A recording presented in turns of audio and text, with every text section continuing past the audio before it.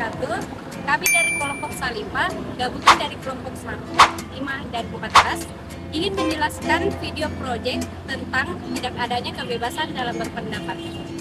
Saksikan video perkenalan kami.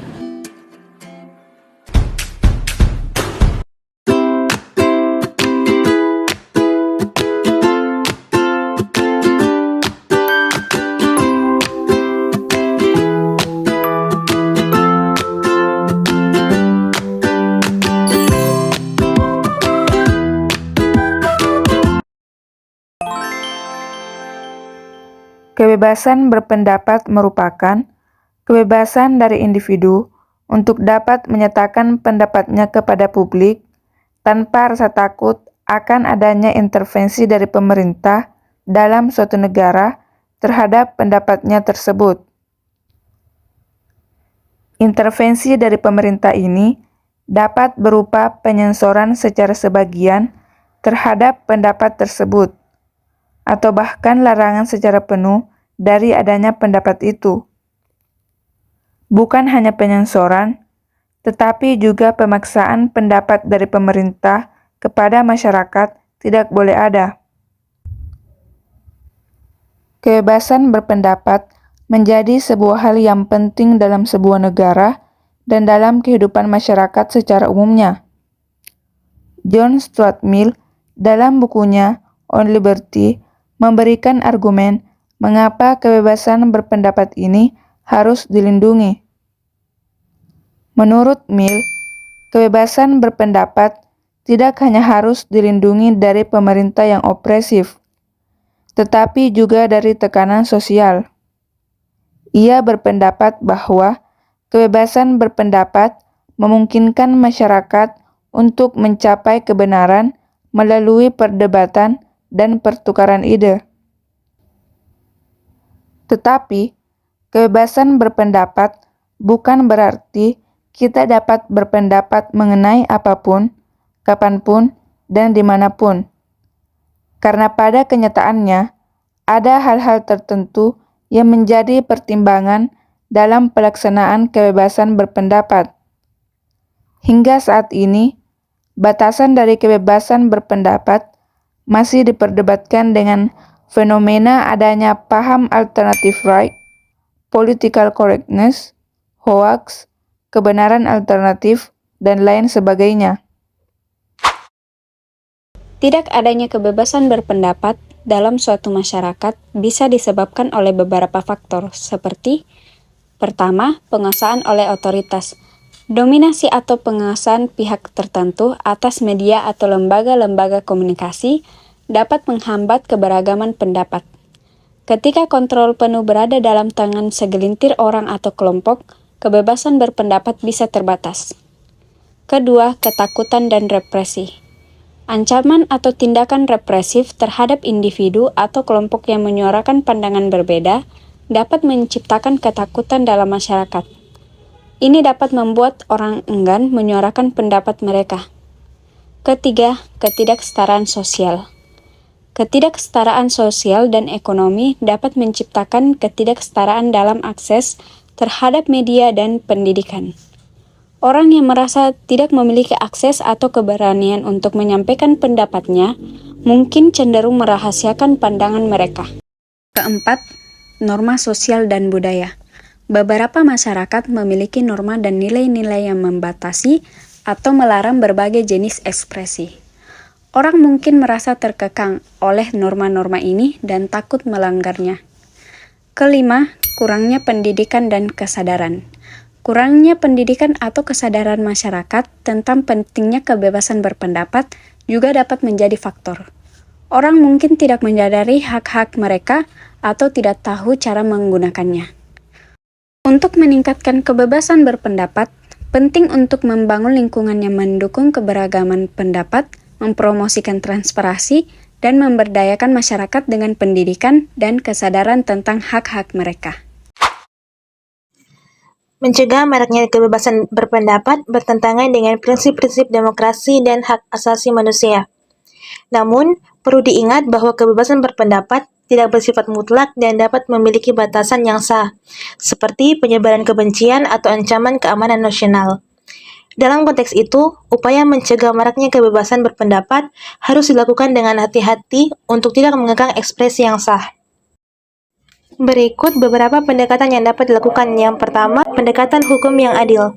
Mengembangkan sistem hukum yang adil dan transparan untuk menangani kasus-kasus penyalahgunaan kebebasan berpendapat sambil memastikan bahwa hukuman yang diberikan sesuai dengan hukum dan proporsional. Yang kedua, pendidikan dan kesadaran. Pendidikan dan kesadaran masyarakat dapat membantu mengurangi penyebaran informasi yang salah atau merugikan. Yang ketiga, regulasi yang bijak. Menerapkan regulasi yang bijak untuk melindungi masyarakat dari potensi ancaman yang merugikan tanpa mengekang kebebasan berpendapat yang sah. Regulasi harus dihasilkan melalui konsultasi publik dan memperhitungkan keberagaman pandangan. Yang keempat, transparansi dan akuntabilitas. Membangun sistem yang transparan dan akuntabel dalam menanggapi tuntutan atau keberatan terhadap ekspresi yang dianggap merugikan. Hal ini dapat melibatkan mekanisme untuk mengajukan banding dan meninjau keputusan terkait. Yang kelima, dialog dan diskusi. Mendorong dialog dan diskusi terbuka dalam masyarakat untuk mengatasi perbedaan pandangan, pembentukan ruang untuk berbicara dan mendengarkan dapat membantu mengurangi konflik dan mempromosikan pemahaman bersama. Penting untuk mencapai keseimbangan yang tepat antara melindungi masyarakat dari bahaya dan menjaga kebebasan berpendapat sebagai nilai mendasar dalam masyarakat demokratis. Untuk mengatasi ketakutan dalam berpendapat, Anda dapat mempertimbangkan beberapa langkah. 1. Pahami hak Anda. Ketahui hak-hak Anda terkait kebebasan berpendapat, memahami bahwa Anda memiliki hak untuk menyuarakan pendapat dan pandangan Anda sendiri adalah langkah awal yang penting. 2. Pendidikan dan informasi. Perdalam pemahaman Anda tentang topik atau isu yang ingin Anda sampaikan pendapat. Dengan pengetahuan yang lebih mendalam, Anda akan merasa lebih percaya diri untuk menyuarakan pandangan Anda. 3. Bangun keterampilan komunikasi. Kembangkan keterampilan komunikasi Anda agar dapat menyampaikan pendapat dengan jelas dan efektif. Kemampuan berbicara dengan tegas dan argumentatif dapat meningkatkan kepercayaan diri. 4.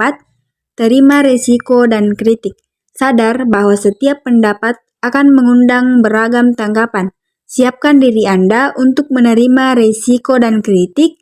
Belajar dari tanggapan orang lain dapat membantu Anda tumbuh dan berkembang. 5. Bergabung dengan komunitas yang mendukung. Temukan kelompok atau komunitas yang mendukung pandangan Anda. Merasa didukung oleh orang-orang sekitar dapat memberikan keberanian untuk berbicara. 6. Berlatih berbicara di depan orang lain. Lakukan latihan berbicara di depan teman atau keluarga. Semakin sering Anda melatih kemampuan berbicara, semakin percaya diri Anda akan menjadi.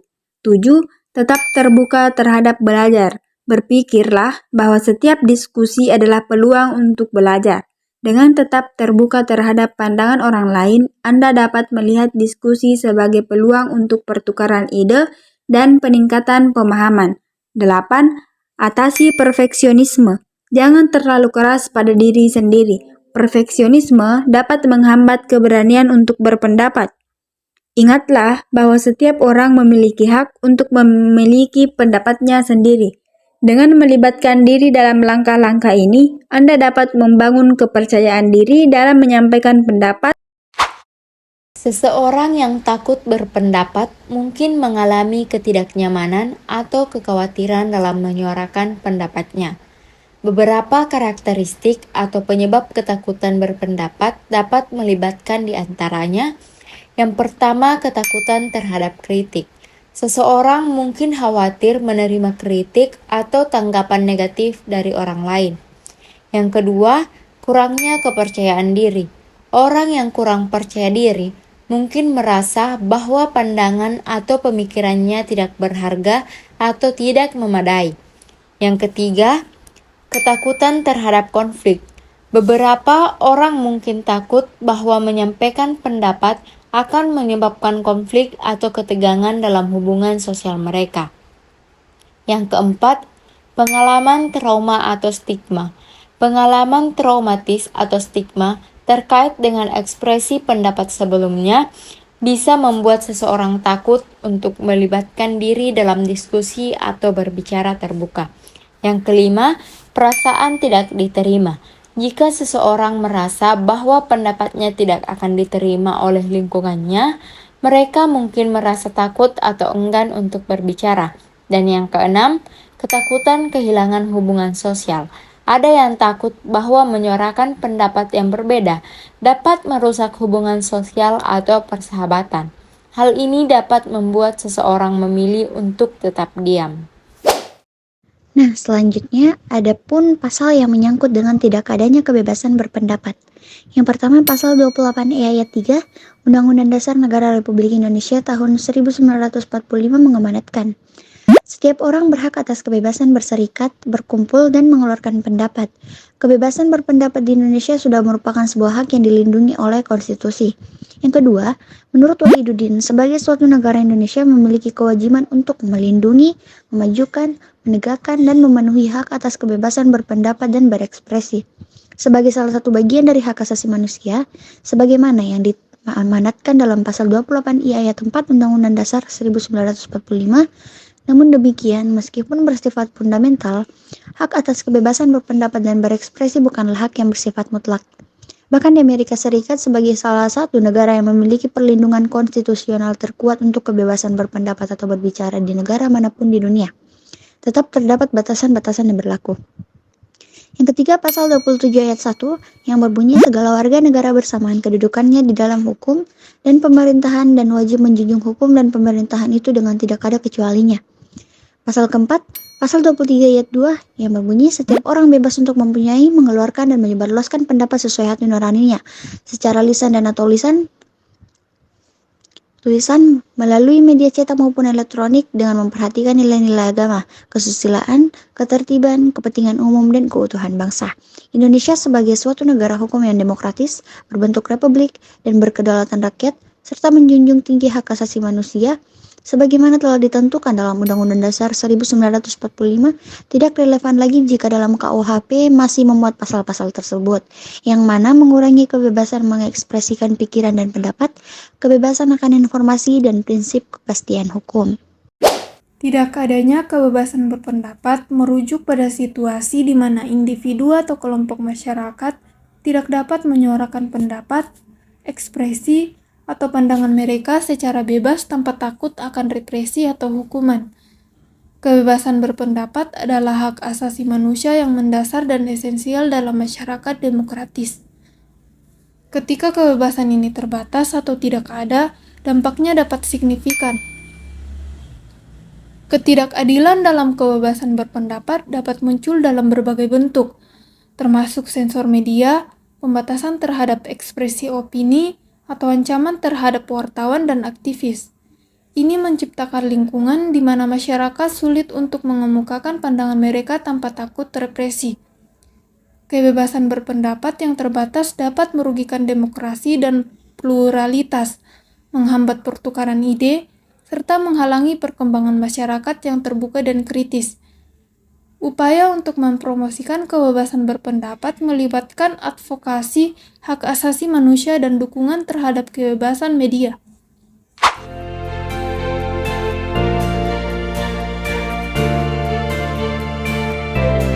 Terima kasih telah menyaksikan video kami. See you!